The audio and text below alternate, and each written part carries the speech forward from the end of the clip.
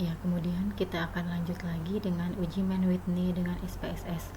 Konsep dasar uji Mann-Whitney bertujuan untuk mengetahui ada tidaknya perbedaan rata-rata dua sampel yang tidak berpasangan.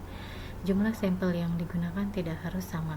Uji Mann-Whitney merupakan bagian dari statistik non-parametrik. Maka dalam uji Mann-Whitney tidak diperlukan data penelitian yang berdistribusi normal dan homogen. Uji Mann-Whitney digunakan sebagai alternatif dari uji independent sample t-test jika data penelitian tidak berdistribusi normal dan tidak homogen. Contoh kasus dari Mann-Whitney, seorang guru ingin mengetahui apakah ada pengaruh penggunaan metode diskusi terhadap hasil belajar pada mata pelajaran IPA kelas 9. Untuk keperluan tersebut, guru tidak menggunakan metode diskusi pada kelas A dan menerapkan metode diskusi pada kelas B. Kemudian guru tersebut memberikan ulangan untuk masing-masing kelas dengan soal yang sama. Maka diperoleh nilai hasil belajar sebagai berikut.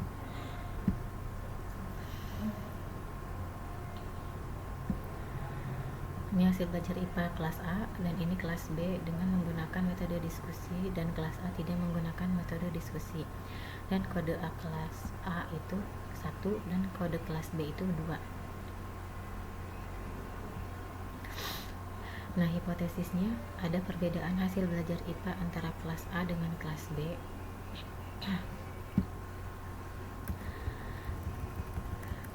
Dalam pengambilan keputusan Mann-Whitney adalah jika nilai asimptomatis signifikansi kurang dari 0,05 maka hipotesis diterima. Jika nilai asimptomatis signifikansi lebih dari 0,05 maka hipotesisnya ditolak. Hipotesisnya itu apakah ada perbedaan hasil belajar IPA antara kelas A dan kelas B? Langkah-langkah uji Mann-Whitney dengan SPSS. Pertamanya yaitu input data. Mari kita input data. Kebetulan ini sudah diketik ya. Kita pilih variable view. Kita ketik di sini hasil. Di sini kita tulis kelas.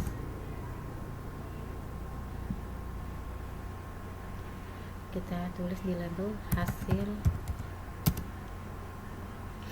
belajar IPA.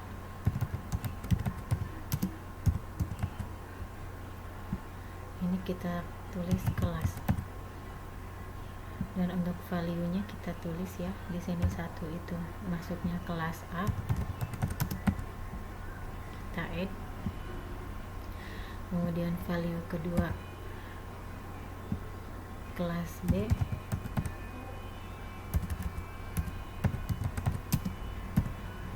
Kita add. Kemudian oke.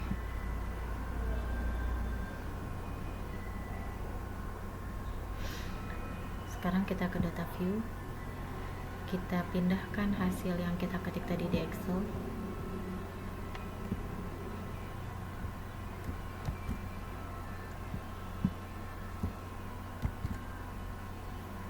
Kemudian kita pindahkan lagi yang kelas B. Lanjut di bawahnya. Kemudian kita pindahkan kelompok kelasnya. Kelas A nilainya 1.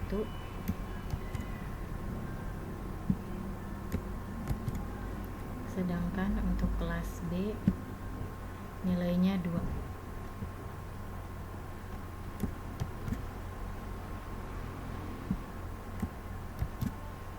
Sekarang kita cek apa sudah masuk semua. Nah, totalnya sudah masuk semua. Totalnya ada 20 siswa ya. Kemudian kita lakukan analisa data. Kita pilih non-parametric t-test, tes legasi dialog. Kita pilih two independent samples.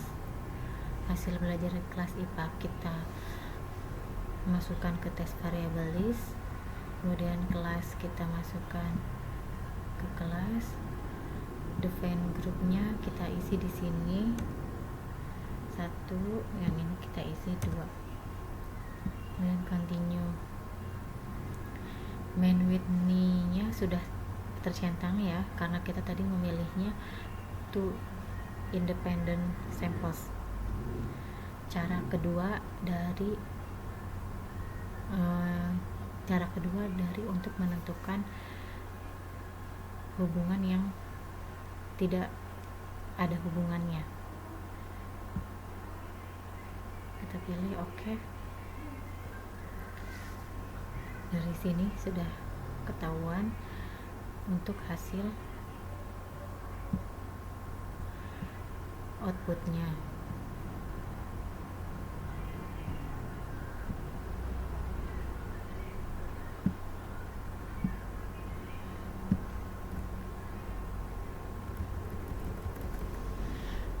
Dari hasil Mann-Whitney ini sudah diketahui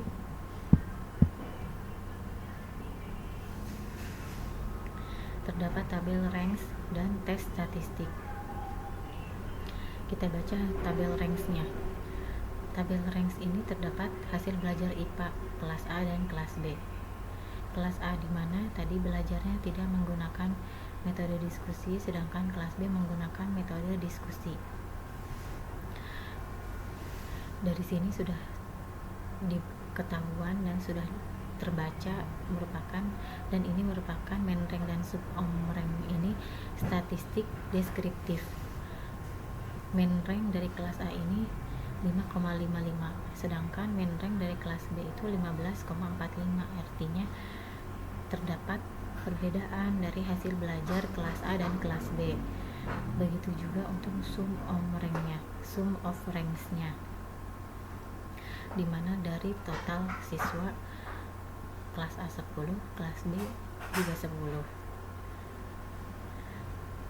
Dan untuk tes statistiknya di sini terdapat asimptomatis signifikansinya 0,000, artinya 0,00 itu kurang dari 0,005. Maka dapat disimpulkan bahwa hipotesis tersebut diterima. Dengan demikian dapat dikatakan bahwa ada perbedaan hasil belajar IPA antara kelas A dengan kelas B. Karena ada perbedaan yang signifikan, maka dapat dikatakan bahwa ada pengaruh penggunaan metode diskusi terhadap hasil belajar pada mata pelajaran IPA kelas 9.